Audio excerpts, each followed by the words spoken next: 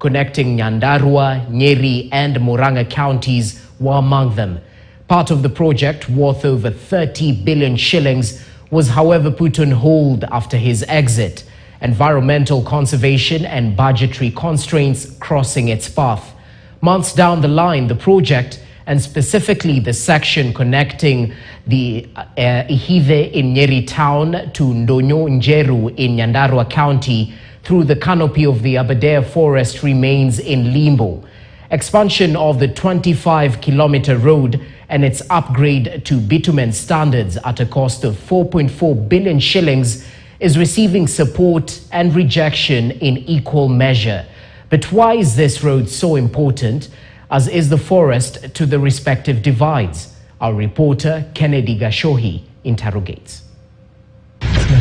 Talks about Ihithe and Ndonyo Road, its economic and environmental implications always headline political events held in Nyandarua County. Although there is a petition pending in court, politicians including the president have not shied away from drumming support for the project. Hata ile mumeniuliza ya kutoka pale Ndonyo kwenda mpaka Ihithe ngambo ile Nyeri yenye inapitia pale Aberdare, wale wametupeleka kotini kwa mambo ya mazingira.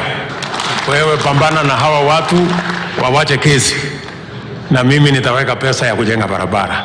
Cabinet secretaries from concerned ministries have also weighed in on the matter without giving resolute commitment on implementation of the project. I'm aware of the Mau roads.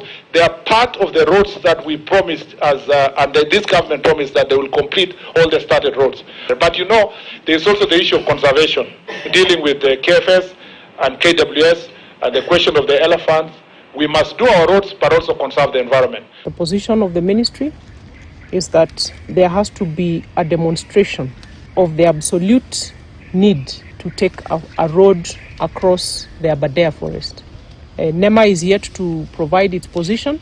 We have had an engagement with Parliament recently, and my position is we need to explore the alternatives. But why is this road so significant to this region?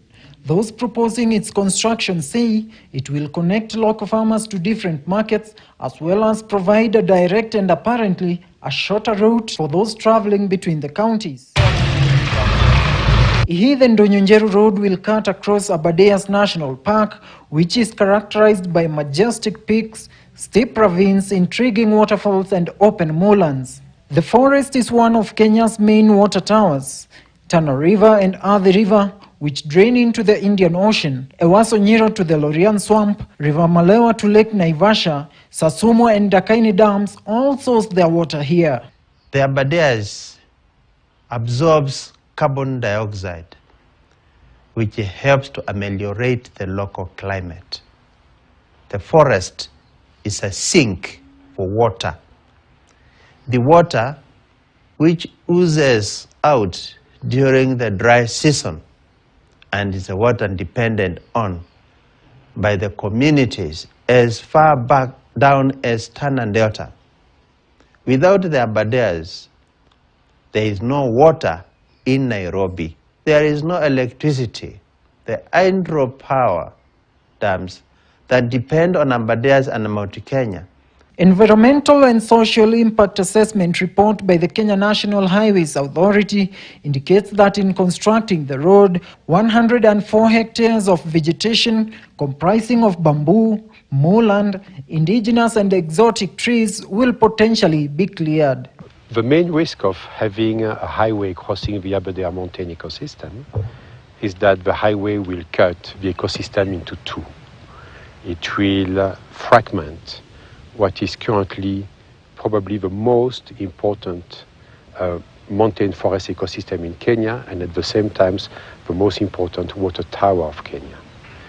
So that road actually will cause forest degradations, it will cause forest destructions, it will bring conflict between vehicle and wildlife. It's not just a national park or a forest reserve. It's a global park because it is a home to species of global significance that are of global interest. And without the Abadeas, Kenya will have let down the global community.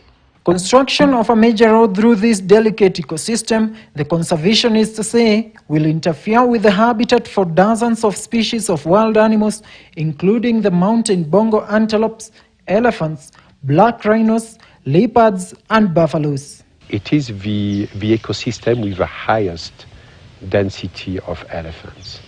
We have an elephant density of 2.1 elephants per square kilometer. There is no other ecosystem in the country with such a high density of elephants. And then beside the elephants, we have the mountain bongo antelope. It's a critically endangered species. We have to bear in mind that we have no more than 80 mountain bongo antelope remaining in the wild in the world. They are all in Kenya, and that specific area of the Aberdare that is going to be crossed by the road actually hosts the largest remaining population between 40 and 50 bongo.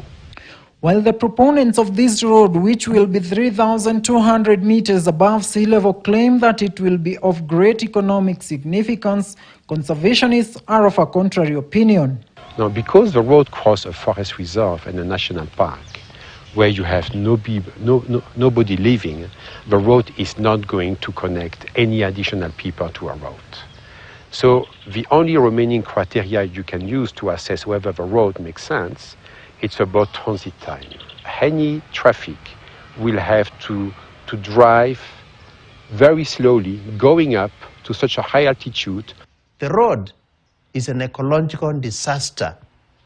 It will fragment the Abadeas forest, make it impossible for wildlife to cross, increase the speed of movement of vehicles.